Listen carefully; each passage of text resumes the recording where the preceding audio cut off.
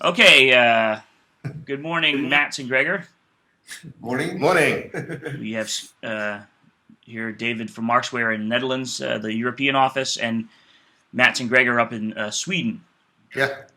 A quick note to other people watching this: if you're also a Markzware customer or have something to say about our products and like to have a Skype interview like this, please let us know on sales@markzware.com. We'd love to interview you as well. Please do contact us. So, and I have contact with Mats via email. And well, before we get into that, Mats and Gregor, maybe you can give us a background about what your company does and who you guys are. Sure, no problem. The company we work in is called Kommunicera Communications, and we work mostly with translations. We get documents from customers, mostly in Sweden, but also throughout the rest of Europe mostly.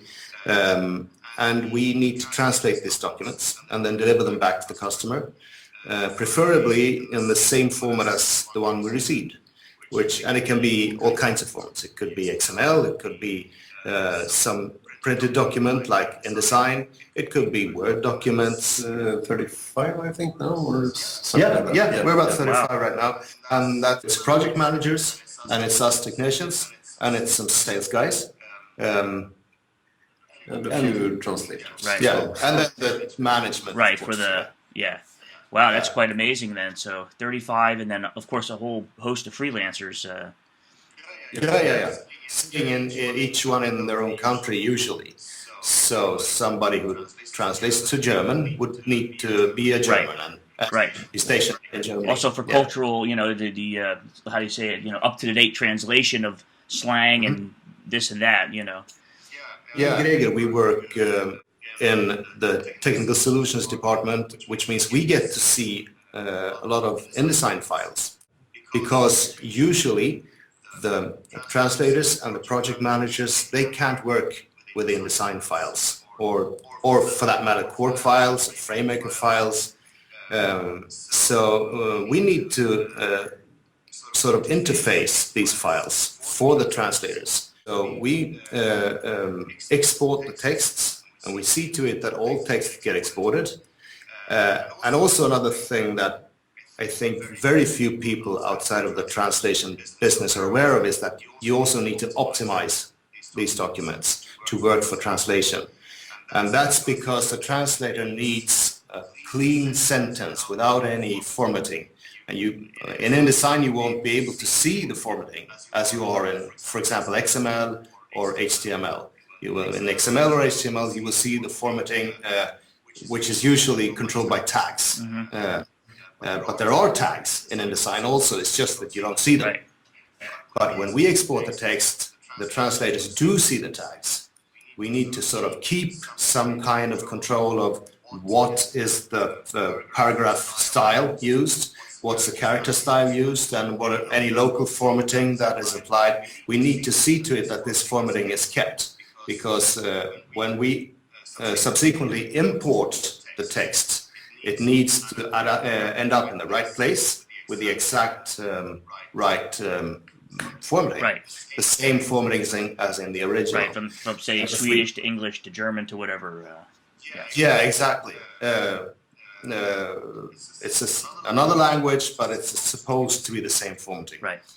And that's regardless of format. Yeah. But in InDesign and Quark, it's a bit special because you can't see the format, but the translators will see some part of it at least. Right. So, and where does, in generic now, not speaking about Markzware products or anything, just in general, why is a PDF to InDesign converter attractive for you guys? We have a problem, actually, in this case, and this is that we usually want the original format because the chance of things being sort of up to date and in the best version is biggest if you get the original format. And there's another thing, it's that a PDF, which the customer always have PDFs lying about in their documentation. It's very good to look at, but it's not good for translation. It's not good for editing in any way. You can't do stuff in it. And whenever you try doing stuff with the text in the PDF, you can count on it that things will start going wrong. Even worse with PDFs, I would say, that have been created with a DTP application, because it's usually the text may be positioned at will, and there may be several columns, there may be all kinds of text over pictures and under pictures, and sometimes it's in layers. So what looks good in the PDF might really be chaos. And usually if you talk with PDF developers, they will know lots more about this. The people that try to work with PDFs and get stuff out of PDFs, as I'm sure you've been doing quite a lot.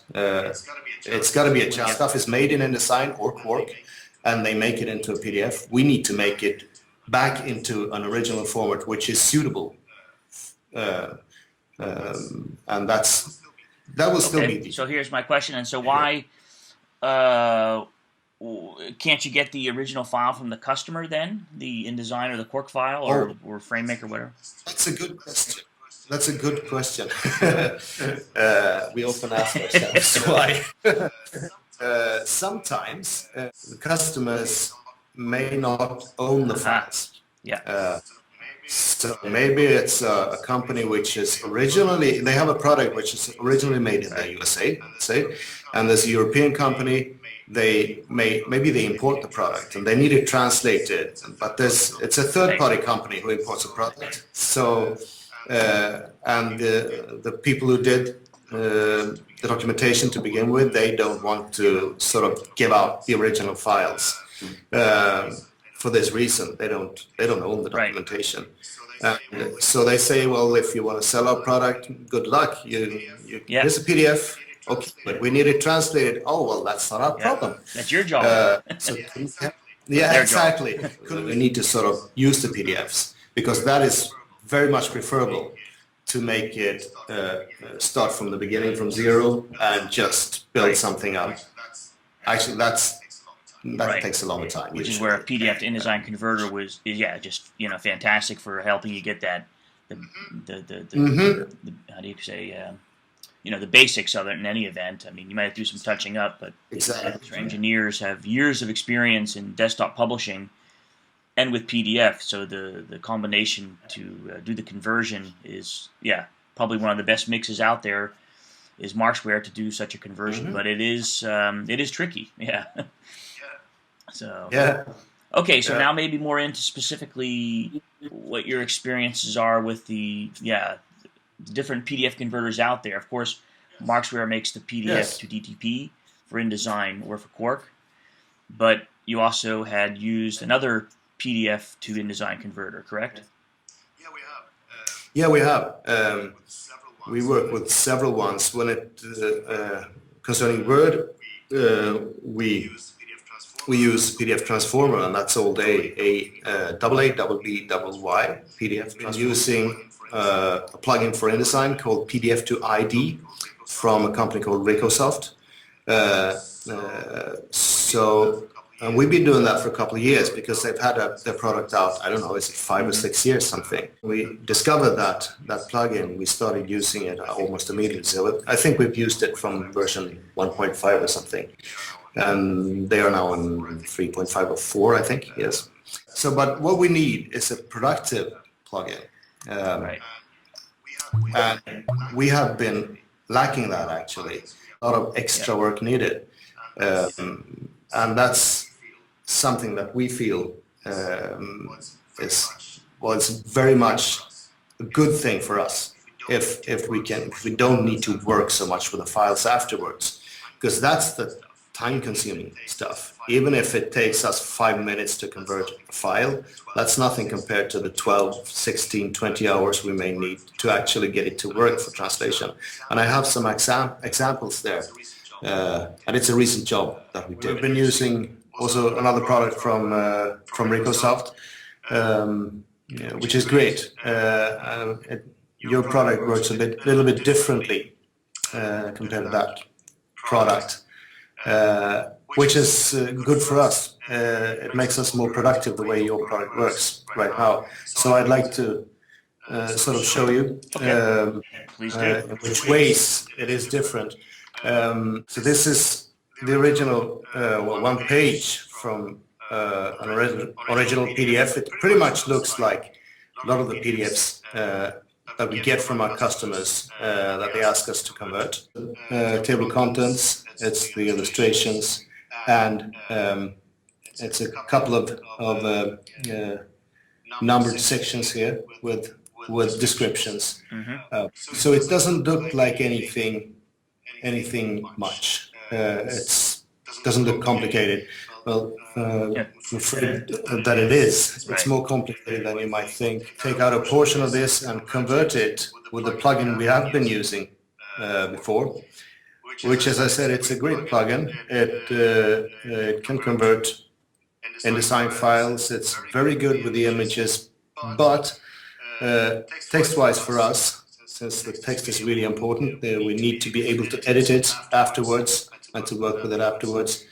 As you can see, it's not as easy to work with as we would like. Same thing in the second column here, as you can see. It's a lot of text frames, and I could go on through the document and it would look the same. Right. You see, stuff has happened here. It's not the right distance between the lines. And I'll go on doing this. I'll go on trying to link frames. In some cases, they are already linked. And in some other cases, I will need to relink. Right. So now I have one. Right. And you have to do this page by page for, Yeah, page by page, this into one drop cap only instead of two. It's probably not the fault of the plugin, but anyway, it's more work, and it just goes on and on. Right. Further down here, you got the same problem. So whenever I do something, I would probably need to create this style. So then we tried your plugin out, the PDF2DTP, and this is the results from that one. It sounds like it's results from the Swedish jury. Here's one text frame, as you can see. Right. I'm moving it around. This is more what we want. This is one text frame. Right. Okay, it's still the paragraph rules there instead of a table that we would have liked better, but this is, in this case, it's all one text frame, which makes it easier for us to work with. We can always convert this part to a table afterwards. Right. And down here, same thing. It's one frame. If we need to, we can split it into different text frames. If for some reason we need to do that. Right.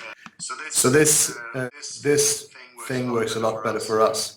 Then it's the other thing, which is also really nice, which I find really nice here. It's you have this little interesting preference here, where you can choose not to substitute missing fonts. Right. And that saves us a lot of time, because every time we get a new PDF from some customer, it will have fonts that we don't have on our server. We usually keep fonts on our server for our customers so we can activate them. And since all customers use different fonts, we need a lot on our font server to be able to activate and deactivate. So, and this is really nice for us. I don't really want to substitute a missing font, and I definitely, I do it, I want to do it with control. I don't want the application to do it for that. They chose to make a drop cap here, Right. where in your plugin you chose to just make a separate text frame. In our case, it's better like this. Right. It's easier to control to that now. That would take Right. a long time. But you get the idea of the time savings.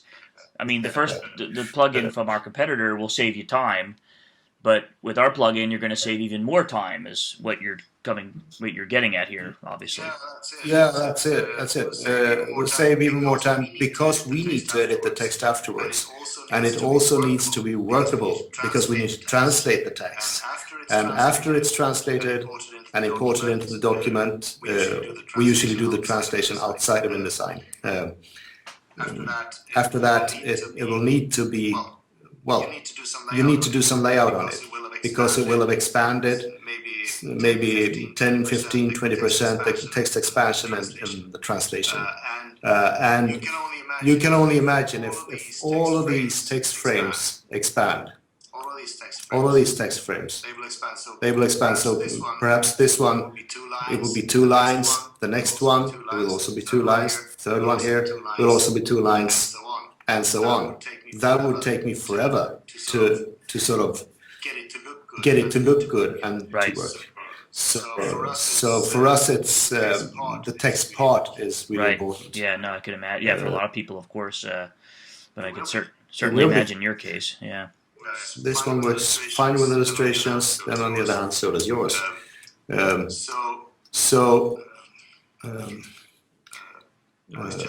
works just fine. You see, it's about the same thing. It draws. This is a line drawing, and it's redrawn. Oh, there you go again. Okay, what was that? No. Did you lose us? Oh, good. Nice sound, though. Good. Okay, so I think we now get a good overview, technically speaking, where the differences are between PDF2ID and PDF2DTP from Markzware. How much time, for instance, do you think this would save you on, let's say, just say this document here? No, I would say half the time. I would say we're down to about 50% of the time. Approximately. It's really hard to say. I understand, yeah. And it's really, and in some documents, you never know, because it's a lot of inline images in some manuals, and that always takes time. But in this case, I would say we're down to half the time on this document, without doubt. And I would also like to say that both of these conversions were just done with the default settings. I haven't done anything. I haven't sort of set anything up to work better or worse. We haven't looked at the other applications interface, but it's sort of beyond the subject here. I guess. I understand. There could be more, intricate preferences that might affect things, and that's definitely true with our plugin too. I mean, certain things can drastically change a conversion based on the PDF, because every PDF is created differently, just about, Exactly. So it's a very complicated world, that PDF side of things, and there's many factors, as you know. But and just to be fair to the whole conversion process, it can greatly differ based on different settings and environments. So absolutely, it can. So there's no doubt that we need to do it, and there's no doubt that we would rather not do it if we didn't have to.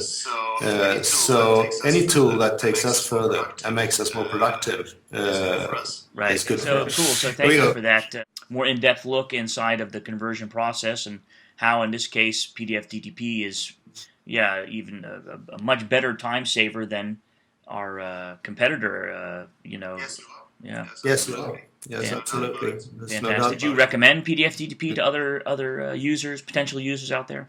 Oh yes, I would. Oh yes, I would. Absolutely. If you have to do some PDF conversion and you need to get it into InDesign, it's a good way. It's most of all I would say it's really easy. It's not a lot of work to the conversion. It's just that everyone who does it needs to sort of know InDesign to be able to get most of it. Touching up will most definitely, or let's say maybe not, depends on the PDF, but in most cases, touching up will be needed of some sort. Yeah. Oh yeah. Yeah. Oh yeah.